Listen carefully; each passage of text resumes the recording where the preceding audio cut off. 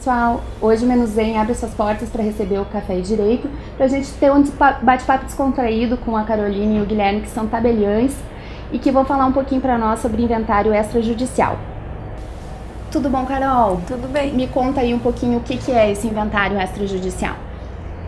Bom, quando a pessoa falece, é necessário fazer o levantamento dos bens, né? Verificar quem são os herdeiros, se restaram dívidas ou não. E esse procedimento se chama inventário. Ele pode ser feito judicialmente, através de um processo, ou ele pode ser feito diretamente no tabelionato de notas, que é através de uma escritura pública de inventário. E essa escritura pública depois, ela tem força legal, Sim, ela tem a mesma força de uma sentença judicial. Ela vai servir para registrar os imóveis no registro de imóveis, para fazer a transferência de veículos, da herança, tirar dinheiro do banco. E para fazer esse inventário extrajudicial, ele ocorre em cartório, certo?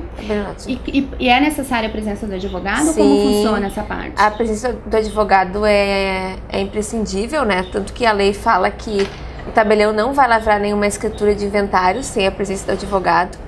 Além do que, o advogado é que melhor sabe do seu cliente, dos interesses, né?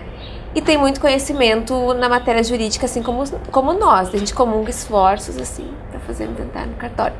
Esse advogado, ele pode ser tanto comum para as partes, né? Como cada um dos herdeiros, ele pode ter o seu advogado de confiança. E as vantagens desse tipo de inventário extracartorial? Bom, a primeira vantagem é o tempo, né? Fazer em cartório costuma ser muito mais rápido, os processos judiciais, por causa do volume, costumam demorar às vezes anos, né? Os processos de inventário são notoriamente muito demorados e em cartório, dependendo, geralmente demora de 30, 60 dias, né? Às vezes até menos se as partes já têm a documentação pronta, justamente pelo auxílio do advogado, né? E também a questão dos custos, que costuma ser, às vezes, menos da metade das custas processuais judiciais, né? Os emolumentos costumam ser um pouco mais baratos para as pessoas, né? Tá, e já que a gente está falando em custos, vamos aproveitar o Guilherme aqui para ele esclarecer para a gente como funciona, se existe a possibilidade de ter também um procedimento gratuito também nos cartórios. Há essa previsão? Isso, existe essa previsão. Se a pessoa não puder pagar e se ela se encaixar nos critérios de renda, ela pode procurar a Defensoria Pública para que a Defensoria encaminhe também esse inventário extrajudicial, ficando isento no caso tanto de pagar a advocacia, né, porque o defensor público vai atuar, como as custas do cartório, que também são isentas para ela. É mais ou menos como funciona no inventário judicial, né, onde tu vai ter uma análise dos requisitos lá, a pessoa preenchendo, ela vai ter disponibilidade desse acesso ao processo gratuitamente. A lei prevê um quesito assemelhado, né, para os cartórios notariais nesta questão. E quanto aos requisitos para que ocorra esse inventário, o que é preciso? Bom, primeiro e mais importante, para todos os atos notariais, as partes têm que ser capazes, maiores de idade, e elas têm que estar de acordo, não tem como ter nenhuma divergência. Se houver briga, esse inventário vai ser considerado litigioso e vai ter que ser levado ao fórum. Né? A mesma coisa quando tem filhos menores, né, pessoas incapazes pela lei, né, que são as pessoas que têm um curador ou um representante, enfim. E tem a questão do testamento. Como é a questão do testamento? Se houver testamento, não se pode fazer ainda o inventário em cartório. Existem projetos de lei nesse sentido, mas por enquanto, se há um testamento, apenas no fórum pode fazer esse inventário. O que pode ser feito no cartório nessa situação é a partilha de bens, né? O inventário é aberto judicialmente, daí a partilha de bens pode ser levada ao tabelionato. Daí quando ela está concluída, volta para o judiciário para encerrar o processo de inventário. Que da mesma forma vai agilizar o processo, né? Porque se a partilha fosse feita na justiça às vias comuns de hoje, provavelmente levaria mais de um ano e provavelmente no cartório em torno de 30 dias.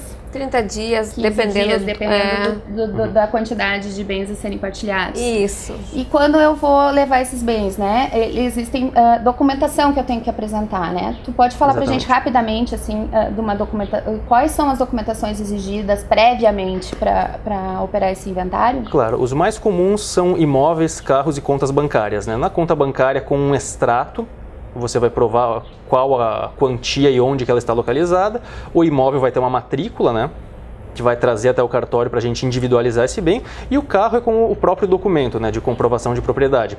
Para obter ter esses documentos, a pessoa pode antes se dirigir ao cartório com seu advogado e pedir uma escritura de nomeação de uma pessoa com poderes de inventariante. O inventariante, esse é o que vai dar abertura e vai conseguir esses documentos para instruir o futuro inventário. Na verdade, vai ser nomeado um representante denominado inventariante, Isso.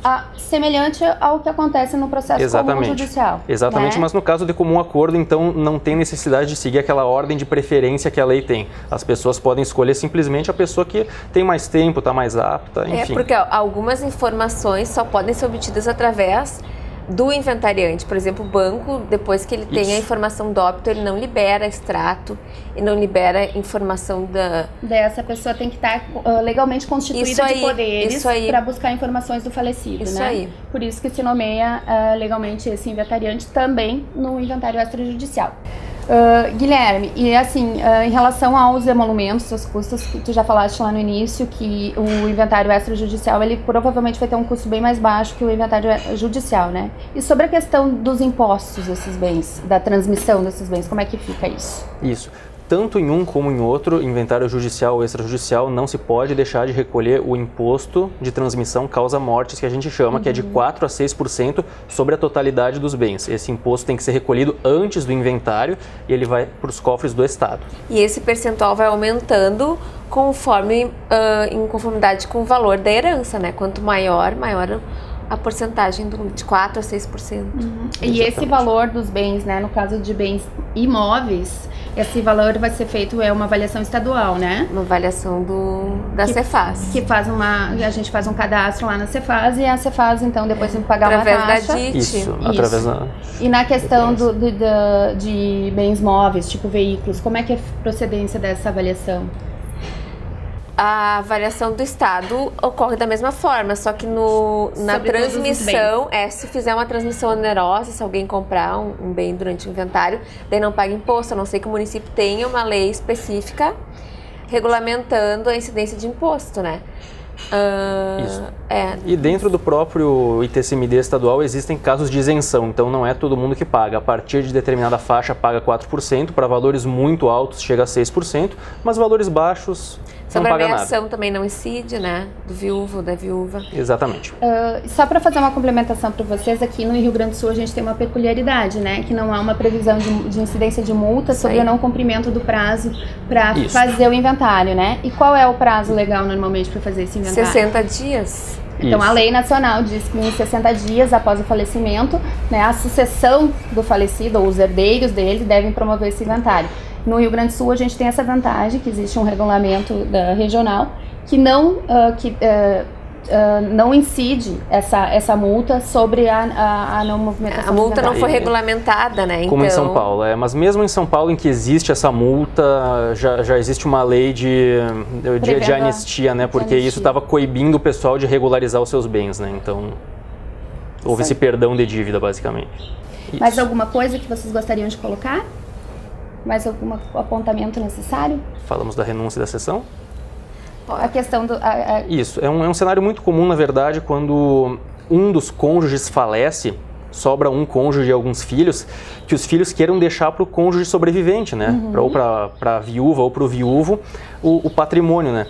Então, eles têm duas opções. Eles podem fazer uma cessão de direitos em benefício desse viúvo, ou eles podem renunciar. A cessão sai um pouquinho mais cara. Vai ter incidência de tributo, vai ter que pagar a custa sobre isso, né? Só que uma vez feita essa cessão, a pessoa assegura o viúvo que ele vai receber aquela cota à parte. Se os filhos renunciam em prol do viúvo, fica mais barato, mas corre o risco de aparecer eventual filho fora do casamento e levar a parte deles, né? Que uma vez renunciado, eles não podem revogar e não podem desistir dessa renúncia. Não se volta atrás. Então as famílias têm que se conhecer para saber a segurança de fazer ou não qual via tomar, né?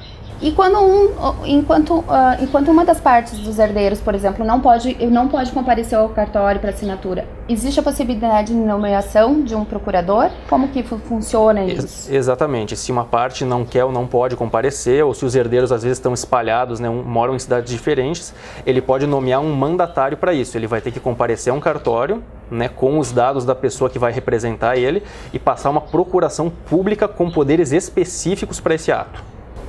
E aí ele todos pode os estar poderes, né? legalmente substituído, Sim. então, e representado por esse procurador com fé pública. Isto. Né? Então tá, gente, a gente espera ter esclarecido para vocês as questões sobre inventário extrajudicial, uma modalidade aí que promete, né, ter uma diminuição de tempo de demanda e resolver mais rapidamente os problemas de quem está passando por essa sucessão no falecimento do ente querido, né? E a gente agradece a presença dos tabeliães, Caroline e Guilherme, que vieram aqui dar essa contribuição. A gente conta com o seu comentário, deixa suas dúvidas que a gente esclarece. Um bom café, até a próxima!